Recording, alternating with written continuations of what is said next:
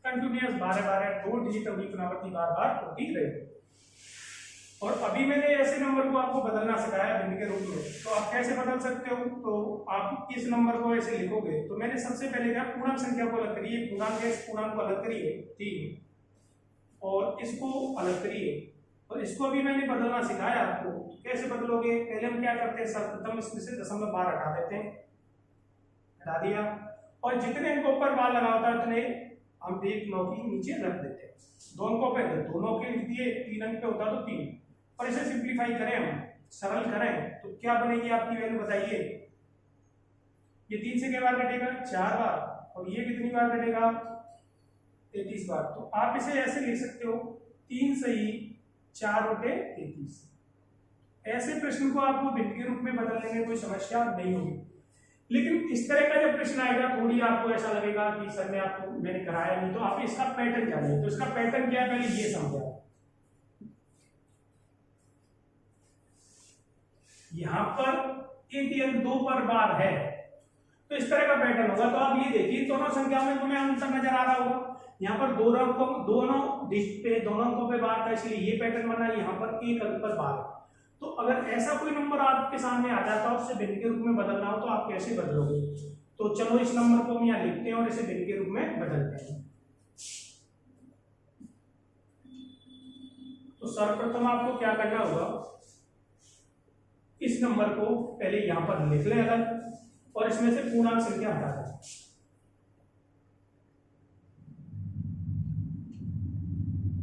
यहां पर कोई समस्या नहीं, ये स्टेप और ये स्टेप बिल्कुल सेम है। चलिए साहब, फिर क्या करोगे? अब हमारा जो टास्क होगा क्या होगा, हम क्या करेंगे? सर्वप्रथम अब इसमें से दशमलव और बार को हटा देंगे, जैसे यहां पर किया था। तो चलिए दशमलव बार को हटा दें, तो आप होगा 12 बटे। अच्छा, अब यहां पर देखिए, यहां पर 2 अंकों पे बार था, इसीलिए हमने 2 नौके लिखे, और यहाँ कितने अंकों पे बार है? 1 पर, तो इसीलिए हम 1 नौका लिखेंगे। अब करना क्या है? अब यहां से कुछ चीजें और 2 स्टेप और बढ़ना है हमें, और सवाल सॉल्व हो जाएगा। तो अब यहाँ देखिए ऐसे कितने अंक है जिन पर बार नहीं लगा? यहाँ देखिए कितने अंक है? 1 अंक। अगर 1 अंक है तो 1 जीरो बढ़ाएंगे, और यहाँ 2 अंक होते बिना बार वाले तो 2 जीरो बढ़ाते। तो 1 अंक है बिना बार, इसलिए इसके पीछे 1 जीरो बढ़ाएंगे। और क्या करना है? अब इसमें से कुछ घटाना है। तो घटाना क्या हुआ? ध्यान से देखो, जैसे मैं कर रहा हूं वैसे ही आपको करना है। तो आप सर्वप्रथम क्या करोगे? समझे, दशमलव बार को हटा दें, जितने अंकों पे बार है उतने नौके लिख लें, जितने अंकों पर बार नहीं है उतने जीरो उसके पीछे लगा दें। अब क्या करना है? इस 12 में से कुछ घटाना है। तो क्या घटाना होगा? तो आप समझना, जिन संख्याओं पर बार लगा है उन्हें अपने हाथ से ढक लेना, और हाथ से ढकने के बाद जो संख्या दिखे उसे घटा देना। तो देखिए बार इस पे लगाया, मैंने इसको हाथ से ढक लिया है, तो आपको यहाँ कितना दिख रहा है? 1। तो 1 इसमें से घटा दें, और आपका सवाल हल हो चुका है। तो आप इसे कैसे लिखोगे? बोलो 11 बटे 90, और इसे मर्ज करके लिख दें हम, तो ये आपका आंसर होगा। आप इसे कॉपी कर लो, मैं अगले प्रश्न में आपको फिर समझाता हूं। ऐसा जब कोई सवाल आएगा तो आप कैसे सॉल्व करेंगे। तो ये था इस तरह का हल करने का तरीका। तो आप एक बार फिर समझ लें, अगले प्रश्न से समझ लें। हम यहाँ अगला प्रश्न ले रहे हैं और ऐसा ही, उससे और आपको चीजें क्लियर हो जाएंगी। तो ये बात आपको समझनी है इस सवाल में। तो देखिए इस नंबर को हमें भिन्न के रूप में बदलना है। चलिए, तो पहले आप इसका पैटर्न जानना चाहते हो, तो देखिए आप पैटर्न क्या होगा। 81 और 0, 25 25 25 25। अब सुनो, इसे भिन्न के रूप में बदलना है। तो हम सबसे पहले क्या करेंगे, आप देखिए ध्यान से और चीजों को समझें।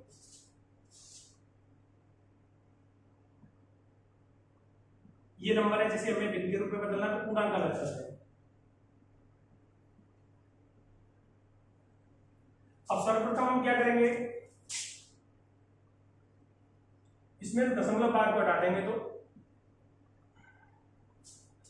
कितने अंकों पे बार लगा है? 2 अंकों पर 2 नौके लिखेंगे। ऐसे कितने अंक है? डिजिट की बात हो रही है और डिजिट में 0 आता है। तो बताइए ऐसे कितने अंक है जिन पे बार नहीं लगा है? 1 अंक। वो कौन है? 0। चाहे अंक हो चाहे 0, तब भी क्या बढ़ेगा इसके पीछे? 0। अब इसमें से घटाना क्या है? अब देखिए मैंने कहा फिर घटाना भी होता है, तो बार वाली संख्या है, उनको अगर हम बदल लें तो हमें क्या दिख रहा है घटाने के लिए, यहाँ पर 0, और 0 किसी नंबर में से घटाएं तो कोई परिणाम पर कोई प्रभाव आता है, कुछ नहीं। तो आप इसे आसानी के साथ कर सकते हैं। अगर ये होगा आपका 81 सही 25/990। अब इसे सिंप्लीफाई कर लीजिए, 5 से क्या बार कटेगा, 5 बार, और ये कितनी बार कट जाएगा, तो देखिए 100 से कितना कम है, 10, और 1000 से ये कितना कम है, 10, और 1000 5 से 200 बार कटता है, और 10 कम है तो ये 2 बार कम कटेगा, तो कितनी बार कटेगा, 198 बार। आप ऐसे भाग दे सकते हैं, नहीं तो आप 5 का भाग भी देंगे, ठीक है। तो आपका जो वैल्यू होगी 81 सही 5/198 इसका परिणाम होगा। तो इस सवाल से और क्लियर हुआ है। एक सवाल और ले लेते हैं, उन चीजों को आप समझें। तो अगला प्रश्न और देखते हैं तो जिससे और चीजें आपकी क्लियर हो जाए। तो देखिए एक प्रश्न और ले रहे हैं हम।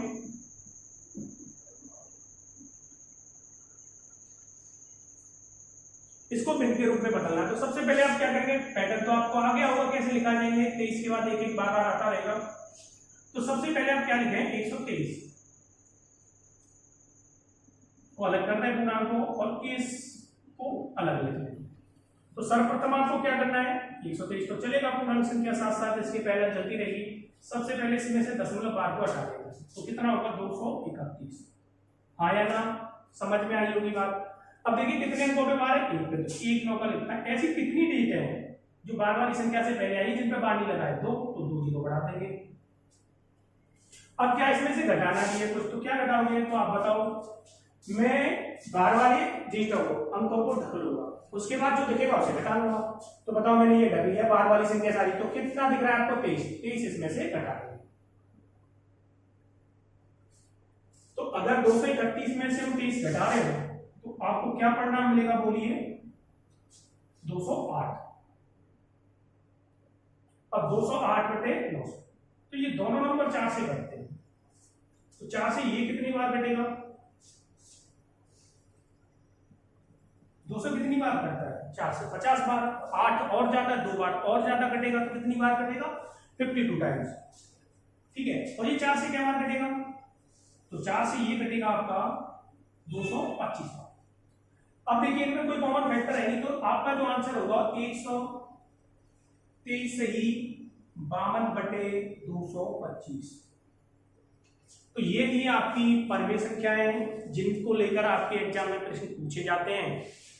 और इसके बाद हम बात करेंगे वास्तविक संख्याओं की। तो आप इसे नोटिस कर लें और फिर हम वास्तविक संख्याओं को लेते हैं। तो अभी हमने सीखी परिमेय संख्या, तो अब इसके बाद हमारी जो संख्या बची है वो अपरिमेय है। और अगली वीडियो में अपरिमेय संख्या और वास्तविक संख्या, योग तत्सम, योग प्रतिलोम, ऐसे महत्वपूर्ण संख्याएं जो आपके एग्जाम के लिए बहुत ही महत्वपूर्ण है, उसे अगली वीडियो में हम बनाएंगे। और इस वीडियो में आपको कैसी लगी, अच्छी लगी तो लाइक और शेयर करें। और विवेकानंद क्लासेस की तरफ से सभी प्यारे छात्रों को धन्यवाद। सभी सही से रहें, कुशल मंगल रहें।